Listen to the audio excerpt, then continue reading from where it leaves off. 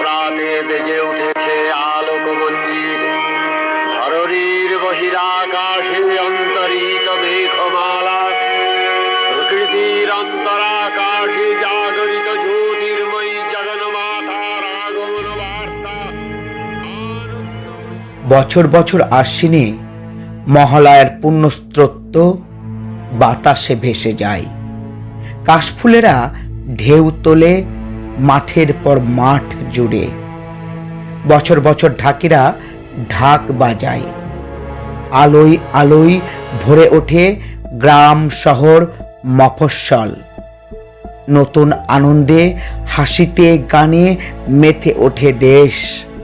মা আসেন, দশভুজা দুর্গতি নাশিনী, ত্রিশূলে বিদ্ধ করেন মহিষাসুরকে প্রতি বছর।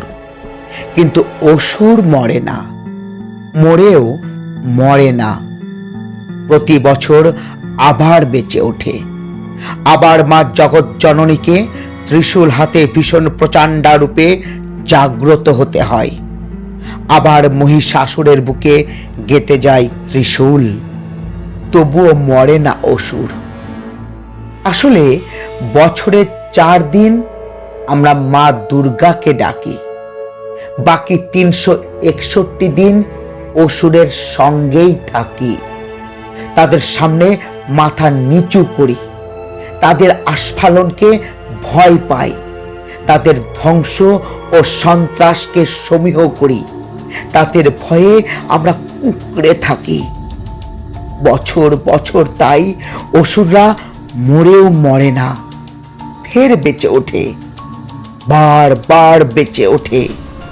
পাড়ায়, গ্রামে, মহল্লায়, শহরে, নগরে, বন্দরে, মাঠে, প্রান্তরে। আমরা পুজো করি না, উৎসব করি।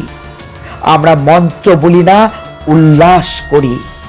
আমরা হৃদয় দিয়ে দেবীকে আহ্বান করি না, মনের গ্লানি আর পাপকে নতুন জামা কাপড়ে ঢেকে রাখি।